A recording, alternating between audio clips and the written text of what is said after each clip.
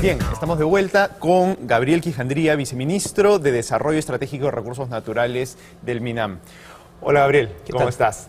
Empecemos hablando sobre el plan forestal. Ustedes acaban de lanzar un plan forestal, cosa que es bien importante, porque cuando nos ponemos a ver cuál es la situación de los recursos forestales del país, es una situación, si quieres, dramática. Porque por un lado, somos el segundo país con mayor potencial forestal en Latinoamérica después de Brasil, creo que somos el séptimo en el mundo, pero por otro lado, nuestras exportaciones forestales, en general, nuestra industria forestal está absolutamente subdesarrollada, ¿no? Mientras Chile exporta alrededor de 6.000 millones de dólares en productos forestales, nosotros creo que no llegamos ni 500, no teniendo Chile ni un centímetro de Amazonía, ¿no? Entonces, ¿qué es lo que tienen en mente para impulsar esta industria? Este plan o programa de inversión forestal que ha sido aprobado en octubre pasado, a finales de octubre, en Washington, es un programa que se ha venido diseñando con apoyo entre el Ministerio del Ambiente y el Ministerio de Agricultura, con el Ministerio de Economía, con el Consejo Interregional Amazónico, con las organizaciones indígenas,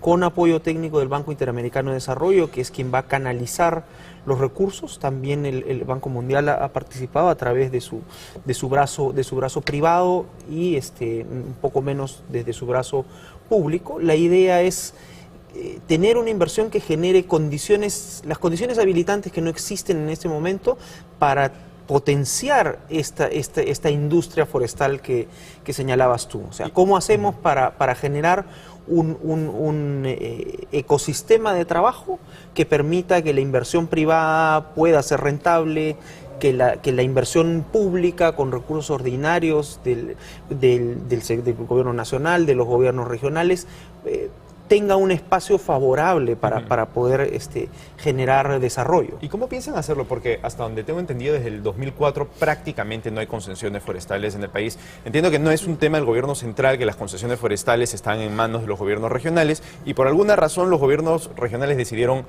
atarse las manos. Entonces, yo me imagino que buena parte del plan es impulsar las concesiones forestales, ¿no? ¿Cómo lo van a destrabar? Esto pues que viene trabado desde el 2004. Es uno de los mecanismos, no es únicamente el sistema de concesiones forestales.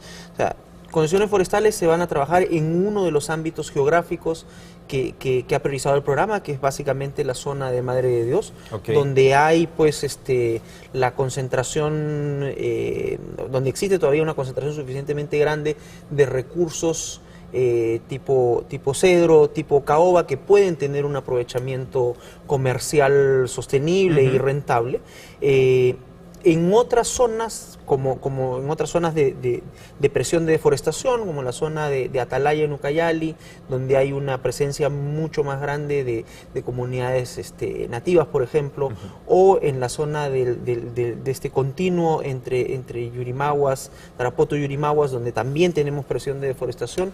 Las estrategias son otras, están más vinculadas a la gestión comunal de bosques, o sea, al tema de trabajar con población local. O sea, lo que tenemos que poder reconocer es la diversidad de realidades que tenemos en el bosque y poder generar soluciones a la medida en función de cada una de estas realidades. Ahora, lo que no me queda claro es, en los sitios donde no van a haber concesiones forestales, ¿qué mecanismo se va a usar? Porque a mí me da la impresión de que si la tierra no tiene si quieres, un dueño, un concesionario, algo por el estilo, entonces no hay nadie interesado en cuidar y explotar de manera sostenible, además, la tierra, ¿no? Y por eso es que tenemos tanta deforestación, por eso pues es que se abre paso fácil a la minería ilegal, a la agricultura migratoria, en fin. ¿Qué van a hacer en esas zonas donde no hay concesiones forestales? A ver, uno de los temas ancla que está pues presente en todo el programa es, como decía, la generación de condiciones habilitantes. ¿Por dónde van estas condiciones habilitantes para que haya un desarrollo del sistema forestal en el país?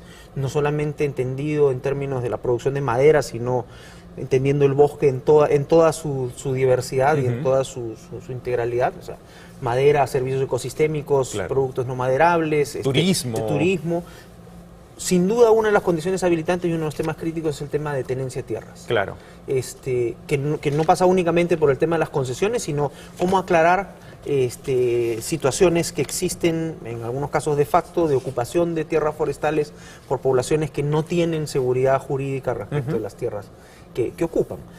buena parte o hay una parte importante de la inversión de este plan que está orientada a trabajar todo el tema de titulación, todo el tema de saneamiento legal para generar estos incentivos, para que haya este incentivo para invertir, para que haya este incentivo para conservar, en función de tener claridad respecto de la propiedad. Claro, ¿qué porcentaje de esas tierras, de las tierras donde tenemos bosques, está titulada y qué porcentaje no está titulada? No tengo un dato exacto, pero a ver, en términos globales para el país, Ajá. tenemos que alrededor del 30% de las tierras tienen un dueño claro.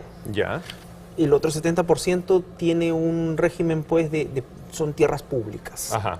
A nivel de todo el país. Entonces, esas tierras públicas en muchos casos, bueno, en algunos casos tienen ya alguna categoría definida, pues, área protegida, son tierras de comunidades nativas, pero hay muchos espacios, especialmente en estas zonas que se han priorizado para el programa, en las cuales pues no hay ninguna propiedad o no hay una definición clara de la propiedad. Uh-huh. Sin duda ese es uno de los temas de enfoque muy claros, además en el cual ha habido confluencia de intereses y de ideas entre el Estado, las organizaciones indígenas y los bancos de desarrollo. Claro. Dicen, bueno, esto es absolutamente clave. Sin esto no hay condiciones para generar esta industria, este sistema forestal potente en el país. De acuerdo. ¿Y cómo hacer con los gobiernos regionales? Porque los gobiernos regionales todavía tienen esta competencia y, a ver, la experiencia antes del 2004 es que las concesiones forestales no funcionaron muy bien, porque hasta donde entiendo los gobiernos regionales se lo daban a pequeños empresarios que no tenían capacidad, que no tenían conocimiento técnico, que no lo podían hacer sostenible. Y después lo que sucedió es que simplemente dejaron de darlas. ¿Cómo van a conversar con los gobiernos regionales o cómo van a lograr que los gobiernos regionales, que al final son los que ejecutan este tipo de planes, no cometan los mismos errores? O sea, los gobiernos regionales, a través, en este caso, del Consejo Interregional Amazónico, han estado presentes en todo el proceso de formulación. El proceso de transferencia de competencias forestales ya se ha completado en varios gobiernos regionales de la Amazonía. Tenemos algunos en los cuales hay pues iniciativas o hay ejemplos relativamente exitosos. El caso de San Martín, donde ha habido impulso. Lo que hemos tenido, diría yo, es un proceso de avance en el tema de las concesiones, donde una serie de otras condiciones laterales que debían ocurrir, crédito, asistencia técnica, no ocurrieron. Y entonces avanzamos en el proceso de romper el esquema de habilitación, el esquema de adelantar fondos por un especulador que acopiaba madera de pequeños productores, pero no generamos toda una serie, o sea, el resto del marco para que el proceso de concesiones fuese exitoso. Entonces, claro, hay en algunos sectores de opinión la idea de, bueno, esto fue un fracaso y esto nunca debió hacerse. La idea es, generamos todas las condiciones para que esto fuese exitoso. No bastaba únicamente con definir grandes bloques de bosque y entregarlos en un sistema de concesión. Había que generar todas estas otras, nuevamente, condiciones habilitantes para que esto ocurra. De acuerdo. Ahora, el tema forestal está bien emparentado con el tema del cambio climático, porque si quieres, la responsabilidad del Perú en la producción del cambio climático es poca. Entiendo que solo el 0.4% creo de los gases con efecto invernadero. Ahora incluso menos, estamos en 0.18 con los datos actualizados al 2009. Claro, o sea, es un avance grande para Perú, no para el mundo, porque no le aporta mucho al mundo, pero es bastante para el Perú. Pero yo entiendo que se producen básicamente por deforestación, ¿cierto? Entonces también nuestra cuota de ayuda al tema del cambio climático tiene que ver con manejar mejor nuestros recursos forestales. Ahora, Perú acaba de ser sede de la 20ª conferencia de las partes de la Convención sobre el Cambio Climático de la ONU, ¿no? Y entonces, en fin, el tema está sobre el tapete y, como decíamos, nosotros es muy poco lo que podemos hacer para contribuir a la reducción del cambio climático, y lo que tenemos que hacer es más bien tomar medidas para que no nos afecte el cambio climático, ¿no? ¿Cómo se está avanzando sobre eso? Lo que nosotros tenemos que tomar en cuenta es que, siendo un país marginal en términos del aporte al problema global de cambio climático, como señalaba, no llegamos al 0.2% en ese momento, sí, cuando lo analizamos en términos de la intensidad de nuestra economía en términos de generación de gases de efecto invernadero, sí somos una economía muy intensa. Claro. En términos comparativos, somos más intensos en generación de gas de efecto invernadero que Chile, que Finlandia, que Noruega, o sea, que tienen niveles de producción de PBI mucho más grandes. ¿Por qué se explica esto? Precisamente por el vínculo con el tema forestal.